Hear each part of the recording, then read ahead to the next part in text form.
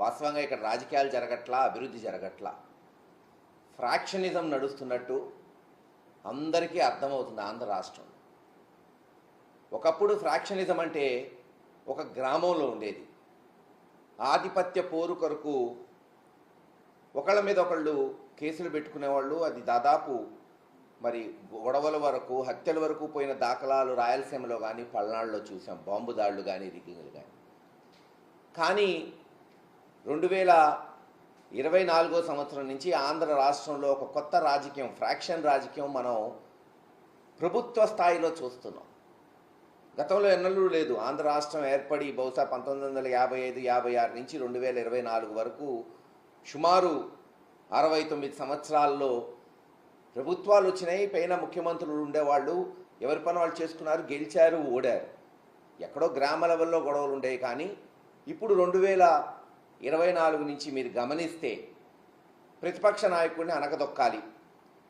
ప్రతిపక్ష పార్టీలోని social media వాళ్ళు కావచ్చు, నాయకులు కావచ్చు, ఎమ్మెల్యేలు, మాజీ మంత్రులు, ఎవరైనా, మాజీ ఎంపీలు, లేదు ఇప్పుడున్న ఎంపీలు కావచ్చు, ఎమ్మెల్యేలు కావచ్చు, అక్రమ కేసులు పెట్టడం, అక్రమంగా వాళ్ళని జైళ్ళకు పంపించడం, చివరకు ఐఏఎస్ ఐపీఎస్ని కూడా రిటైర్ అయిన వాళ్ళు కావచ్చు, ఇప్పుడు పనిచేస్తున్న వాళ్ళని సస్పెండ్ చేసి వాళ్ళ మీద కేసులు పెట్టి అనగదొక్కాలి. ఎట్టుందంటే వాళ్ళకు అవకాశం ఇచ్చింది తెలుగుదేశం పార్టీకి, చంద్రబాబు నాయుడు గారికి, లేదు జనసేన బీజేపీకి ఒక అవకాశం ఇచ్చారు జనం. మీరు ఇచ్చిన హామీలు నిలబెట్టుకోండి, ఎవరూ దానికేమో అడ్డం తగలట్లేదు. వైఎస్ఆర్సీపీ పార్టీ కావచ్చు, జగన్మోహన్ రెడ్డి గారు కావచ్చు, ఇంకా చేయమని మేము డిమాండ్ చేస్తున్నాం. బాబు మీరు ఇచ్చిన హామీ నిలబెట్టుకోండి, ప్రజలకి న్యాయం చేయమని అడుగుతున్నాం. అది చేయలేకపోగా జగన్మోహన్ రెడ్డి గారికి మాకు అడ్డం, రేపు మళ్ళీ అధికారంలోకి వస్తాడేమో, సంవత్సరంలోనే ఈ ప్రభుత్వం భ్రష్టు పట్టిపోయింది, అక్కడేమో గ్రాఫ్ పెరిగిపోతుంది, అంతంత మాత్రాన గతంలో వాళ్ళు చెప్పినవన్నీ అబద్ధాలుగా ప్రజలు గమనిస్తున్నారు. మళ్ళీ జగన్మోహన్ రెడ్డి గారు ఈరోజు మీరు చూస్తున్నారు, ఎక్కడికి పోయినా బ్రహ్మరథం పడుతున్నారు. వాస్తవంగా మొన్న తెలుగుదేశం అనుబంధ ఛానల్లోనే చెప్పారు, చంద్రబాబు నాయుడు గారు ఓడిపోతే మళ్ళీ తేరుకోవడానికి, పార్టీని నిలబెట్టడానికి 2-3 సంవత్సరాలు పట్టింది. అక్కడ తెలంగాణలో కేసీఆర్ గారికి 1-2 సంవత్సరాలు పట్టింది. ఇక్కడ జగన్మోహన్ రెడ్డి గారు 2-3 నెలల్లోనే బ్రహ్మాండంగా తిరుగుతున్నాడు, తిరుగుబాటు చేస్తున్నాడు ప్రభుత్వం మీద అని.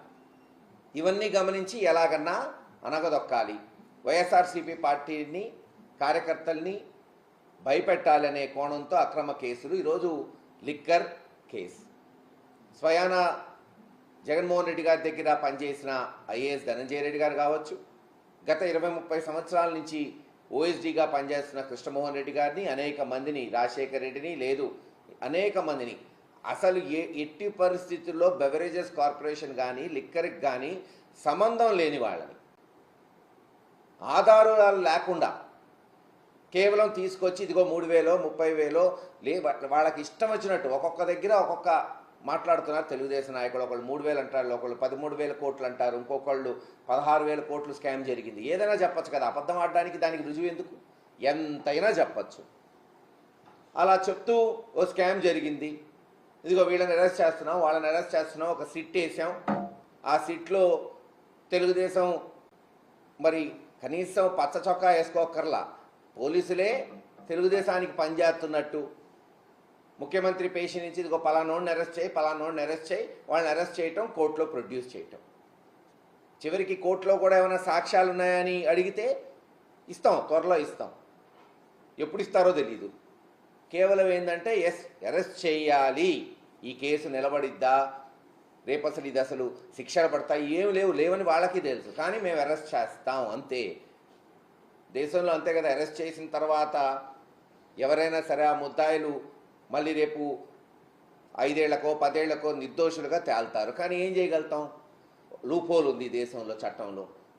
అలా ఈరోజు జగన్మోహన్ రెడ్డి గారిని వాళ్ళ సొంత మనుషుల్ని అరెస్ట్ చేయటం, ఇంకో కొంతమంది ఛానళ్ళు జగన్మోహన్ రెడ్డి గారిని కూడా అరెస్ట్ చేసేస్తాం, బిగ్ బాస్ వరకు వెళ్ళిపోతాం, తాడేపల్లి వరకు వెళ్తాం. గతంలో కూడా ఇదే జరిగింది. ఒకసారి మన జ్ఞాపక శక్తిని ఒక 10-15 సంవత్సరాలు వెనక్కి తీసుకురండి. 2010 సంవత్సరంలో కూడా ఆ రోజు కాంగ్రెస్ పార్టీ, మేము కూడా ఆ రోజు ఆ పార్టీలోనే ఉన్నాం, ఎంతో పదిలంగా ఉంది ఈ రాష్ట్రంలో. 40% ఓటు బ్యాంక్ 40-40%తో జగన్మోహన్ రెడ్డి గారు తన సొంత పార్టీ పెట్టుకుంటే చిలక్కి చెప్పినట్టు చెప్పారు కాసు కృష్ణారెడ్డి గారు. వాళ్ళు ఎవరి ఇష్టం వాళ్ళు ప్రజాస్వామ్యంలో అక్రమంగా కేసులు పెట్టద్దు అని విన్నారా? ఎలా ఏం జరిగింది? 40% ఓటు చేరున్న కాంగ్రెస్ పార్టీ 2% వచ్చింది ఆంధ్ర రాష్ట్రంలో. అక్రమంగా జగన్మోహన్ రెడ్డి గారిని అరెస్ట్ చేసి అక్రమంగా జైల్లో పెట్టి 16 నెలలు ఏమన్నా తేలిందా? ఇప్పటివరకు 15 సంవత్సరాలు అయింది. అవే మళ్ళీ రిపీట్. మొన్న కూడా చెప్పా, సేమ్ అదే రిపీట్. అదే పత్రికల్లో అదే రకంగా తప్పుడు రాతలు, అబద్ధపు రాతలు, చెప్పిందే చెప్పటం, దాని మీద విశ్లేషణలు పెట్టడం, అరెస్టులు చేయటం, కేసులు పెట్టడం. తుడిచిపెట్టుకుపోయింది కాంగ్రెస్ పార్టీ ఆంధ్ర రాష్ట్రంలో. రేపు అదే జరగబోతుంది తెలుగుదేశం పార్టీ. అవకాశం ఇచ్చింది ప్రజలు మంచి చేయడానికి, అది వదిలేసి ఇచ్చిన హామీలు నిలబెట్టుకోవటం అది తుంగలో దొక్కేసి ఈరోజు కేవలంగా అభూత కల్పన కల్పిస్తూ అప్పుడేవో బ్రాండ్లు ఉన్నాయి అమ్మేశారు. మరి ఈరోజు అదే బ్రాండ్లు వస్తున్నాయి కదా. ఈరోజు జగన్మోహన్ రెడ్డి గారి హయాంలో ఉన్న బ్రాండ్లే ఈరోజు వచ్చినాయి. మహా అయితే ఇంకో 2-3 యాడ్ అయినాయి అంతే. పోనీ ఆ బ్రాండ్లు ఏమన్నా అమ్మకుండా ఉన్నారా? బ్రాండ్లు అనేది ఎవరైనా పెట్టచ్చు, మార్కెట్లో ఎవరైనా కొనుక్కోవచ్చు. మరి అవే వస్తున్నాయి, ఇంకా ధర ఎక్కువకు వస్తున్నాయి. ఆ రోజున వైన్ షాప్స్ అంతా ప్రభుత్వం నడిపింది. ఎక్కడా వైఎస్ఆర్సీపీ నాయకులకు కానీ ఎమ్మెల్యేలకు కానీ దానికి సంబంధమే లేదు. రెంట్లు గవర్నమెంట్ కట్టింది, ఎంప్లాయీస్ కాంట్రాక్ట్ ఎంప్లాయీస్ జీతం గవర్నమెంట్ ఇచ్చింది, ధర ప్రతి బాటిల్ అమ్మింది ప్రభుత్వమే. ప్రభుత్వ అధికారుల కనుసన్నల్లో జరిగింది. అంటే డిపో మేనేజర్ల దగ్గర నుంచి ఎన్ని వేల మంది ఎక్సైజ్ స్టాఫ్ దాంట్లో ఇన్వాల్వ్ అయి ఉంటారు చెప్పండి. అంటే వాళ్ళు ఎవ్వరూ తప్పు చేయలేదంట. పైన ఒక్క ముఖ్యమంత్రి గారితో అదెట్ట కుదిరిద్ది? అసలు ఏమన్నా అర్థం ఉందా దీంట్లో? ఈ రోజున మరి ఎవరు నడుపుతున్నారు వైన్ షాపులు చెప్పండి? ప్రతి తెలుగుదేశం ఎమ్మెల్యే వాటా లేకుండా ఒక వైన్ షాప్ ఉందా? తెలుగుదేశం కార్యకర్తలు నాయకులు లేకుండా ఒక వైన్ షాపులో ఒక బాటిల్ అన్న అమ్ముతున్నారా? గ్రామాల్లో ప్రతి బెల్ట్ షాపు అమ్మేది తెలుగుదేశం నాయకులు కాదా? మరి రేపు ఎన్ని కేసులు కట్టాలి? ఈ రకంగా చూస్తే ఆలోచించుకోండి. మీరు నేర్పిన పాఠాలే రేపు మీకు గుణపాఠాలు అవుతాయి, ఖచ్చితంగా అవుతాయి. ఎక్కడికి బోరు, అందరం ఇక్కడే ఉంటాం. ఇలా అన్యాయంగా కేసులు పెట్టడం ఎవ్వరూ భయపడేది లేదు. ఇదేమన్నా కొత్త జగన్మోహన్ రెడ్డి గారికి? కొత్తగా ఇవేమన్నా చూస్తున్నాడా? ఎస్, పోరాటాలు చేస్తాం, చట్ట పరిధిలో రేపు కోర్టులో పోయి తేల్చుకుంటాం.